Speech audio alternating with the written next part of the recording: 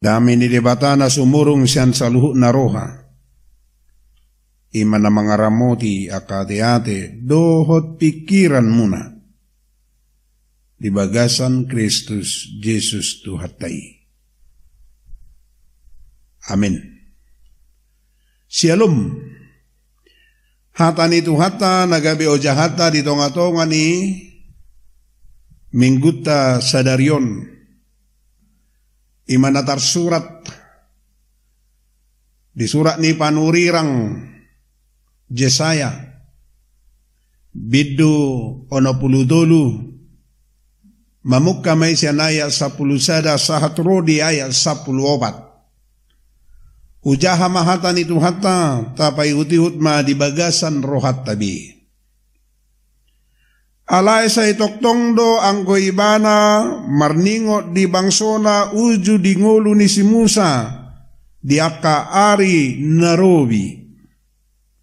Alay anggo naung didok na sida di dia do ibana naung mabuan na sida nakko siya laut rakdoho parmahal ni parduaan ni biru-biru na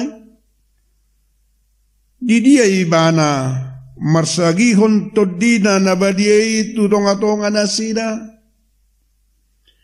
Ise ibana na manugo si Musa marhite siya tangan hamulyon na nang patolak ay di jolo na sida. Laho mabayin barita na sa leleng-leleng na. Ibana na manugo na sida mamulus ak kapusat songon hodan diadaran dang dung tartuktuk songo pinahan na tua turura ditogihot to dini Jehova na sida tua sonangan songo nipe ditogihon ho bangsom asa mabay guarmu marmulia songo nima sahak nihatan itu hatta hujau kami ma di bahasa Indonesia. Lalu teringatlah mereka kepada zaman dahulu kala, zaman Musa, hambanya itu, di manakah dia yang membawa mereka naik dari laut bersama-sama dengan pengembala kambing dombanya? Di manakah dia yang menaruh Roh Kudusnya dalam hati mereka? Yang dengan tangannya yang agung menyertai Musa di sebelah kanan, yang membelah air di depan mereka untuk membuat nama abadi baginya, yang menuntun mereka melintasi samudera raya seperti kuda melintasi padang gurun. Mereka tidak pernah tersandung seperti ternak yang turun ke dalam lembah. Roh Tuhan membawa mereka ke tempat perhentian. Demikianlah engkau memimpin umatmu untuk membuat nama yang agung bagimu. Demikian firman Tuhan. Selamat hari Pentakosta dihita saluhna. Huriani debata di bagasa Yesus Tuhan. Hari Pentakosta adalah hari ke-50. Hari turunnya Roh Kudus. Peringatan turunnya Roh Kudus adalah suatu bukti bahwa Allah adalah Roh yang dicurahkan dalam kehidupan kita, dalam kehidupan orang percaya, sehingga kita memiliki kekuatan untuk memahami firman Tuhan, untuk mengetahui kehendak Allah di dalam kehidupan kita. Saudara-saudara yang kasih dalam nama Yesus Kristus Tuhan, dalam kitab Yesaya yang kita sudah baca tadi, adalah masa setelah kembali ke Yehuda dari pembuangan. Ini adalah merupakan doa dan pengakuan akan kesetiaan Tuhan di masa lalu dan memohon kasih setia Tuhan tetap di dalam kehidupan umat Allah. Saudara-saudara yang kasih dalam nama Yesus Kristus Tuhan, dalam pergumulan umatnya, sesudah mereka kembali ke Yerusalem, mereka merasakan di Yerusalem tidak seperti dulu. Perasaan mereka asing.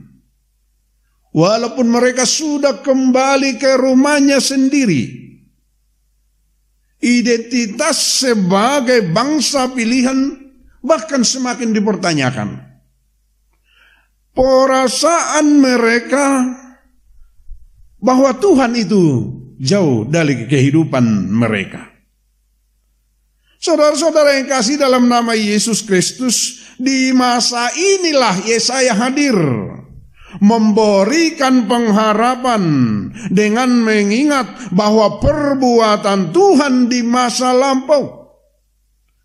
Pada ayat 10 dipahami Tuhan berubah menjadi musuh umatnya, berperang melawan mereka karena mereka memberontak dan mendukakan Roh Kudus.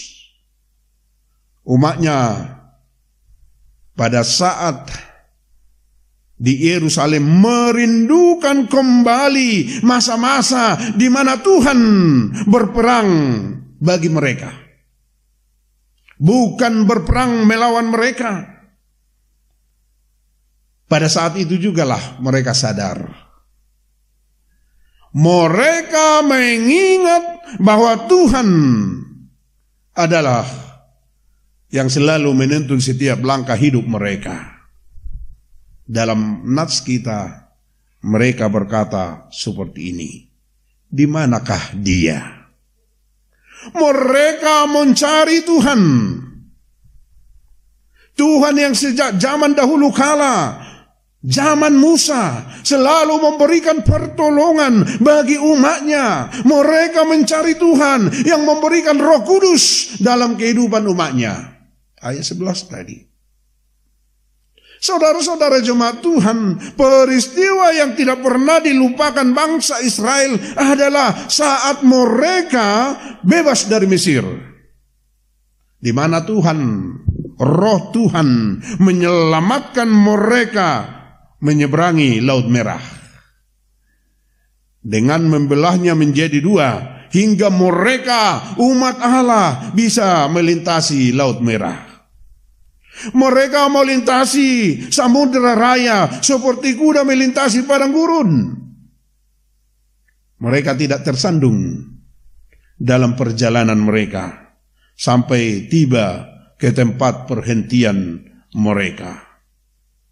Saudara-saudara yang kasih dalam nama Yesus Kristus Tuhan, Roh Tuhan membawa mereka kepada tempat perhentian dengan aman, dengan nyaman.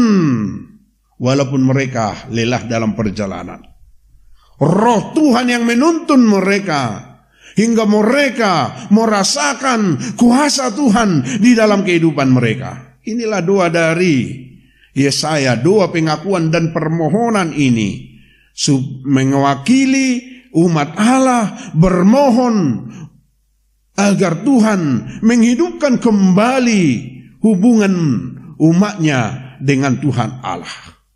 Saudara-saudara yang kasih dalam nama Yesus Kristus Tuhan, kerinduan hubungan Allah dengan umatnya dipulihkan.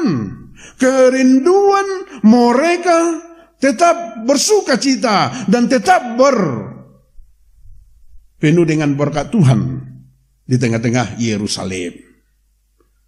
Saudara-saudara yang kasih dalam nama Yesus Kristus Tuhan, semua karya Tuhan yang menyelamatkan umat manusia untuk nama abadi baginya. Kita baca dalam ayat 12 tadi sama 14. Bangsa Israel sering berpaling dari Tuhan dan menyembah Allah lain.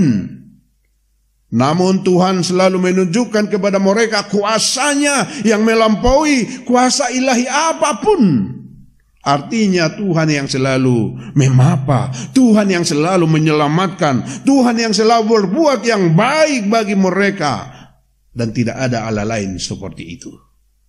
Saudara-saudara yang kasih dalam nama Yesus Kristus Tuhan, dan itulah yang membuat kita yang mengakui pada saat ini bahwa penyertaan Allah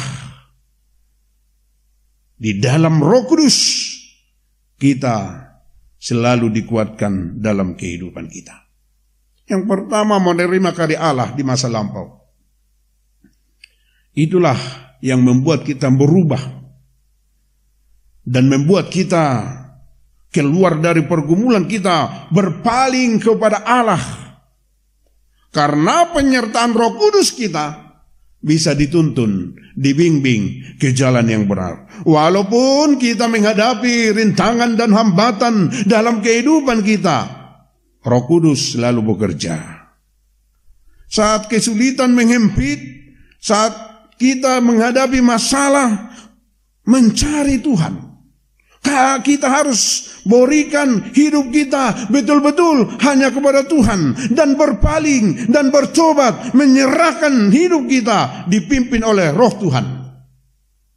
Seperti apa yang sudah dipaparkan dalam khotbah kita, umat Allah yang dipimpin Roh Tuhan hingga tiba di kota Yerusalem. Tuhanlah yang memimpin kehidupan kita. Tuhanlah yang mengarahkan kehidupan kita dimanapun kita berada. Dan di sana ada sukacita yang akan Tuhan berikan dalam kehidupan kita. Roh Kudus adalah roh yang menolong. Roh Kudus adalah roh yang membimbing. Roh Kudus adalah roh yang menopang. Dan Roh Kudus adalah roh yang meneguhkan kita. Kita yang hidup dalam tuntunan Roh Kudus tidak akan menerima keinginan daging. Tetapi kita hidup dalam roh. Berarti kita dipimpin oleh Roh Allah. Itu yang dikatakan dalam Galatia 5 ayat 16. Hiduplah oleh roh, maka kamu tidak akan menuruti keinginan daging. Jangan mengaku hidup dalam roh, padahal kita memberontak. Kita jauh dari Tuhan. Kita tidak setia dengan Tuhan. Tetapi hidup yang dipimpin oleh Roh Kudus berarti hidup kita mendukung dari buah-buah Roh Kudus itu. Yang pasti dalam kehidupan kita ada kasih. Saling mengasihi di dalam kehidupan ini. Ada pertolongan. Saling bahu-membahu, saling tolong-menolong dalam kehidupan itu. Dan ada damai sejahtera. Bahwa kehadiran kita orang percaya yang dipenuhi oleh Roh Tuhan adalah membawa damai. Kerajaan shalom dalam kehidupan kita. Ada kesabaran, ada kemurahan, ada kebaikan, ada kesetiaan, dan ada kelemah lembutan dan penguasaan diri. Seperti Galatia 5 ayat 22 sampai 23. Roh Kudus tidak terbatas hanya hadir di gereja, bukan. Bukan hanya di dalam ibadah, bukan. Bukan hanya di dalam doa kita, bukan. Tetapi ia hadir di setiap saat dalam kehidupan kita. Saat kita bekerja, saat kita berkumpul, saat kita bergaul, saat kita bersama keluarga, saat kita dimanapun, Tuhan, Roh Tuhan selalu hadir bersama kita. Saudara-saudara yang kasih dalam nama Yesus Kristus Tuhan, yang menjadi perenungan, kalau sudah Roh Kudus, Roh Allah hidup di dalam kehidupan kita, dalam masa-masa sulit, masa-masa yang berat yang kita hadapi, yang dihadapi bangsa kita dan bangsa dunia pada saat ini, wabah pandemi COVID-19, kita harus mengingat segala perbuatan Tuhan yang menuntun kita hingga saat ini, walaupun stay at home. Tetapi Tuhan selalu memberikan rohnya untuk menuntun kehidupan kita, menjauhkan kita dari segala penyakit dalam kehidupan kita. Saudara-saudara yang kasih dalam nama Yesus Kristus Tuhan, Roh Tuhan yang membawa kita, Roh Tuhan yang menuntun kita, Roh Tuhan yang membimbing kita, sampai berakhir berlalunya, matinya wabah pandemi COVID-19 ini.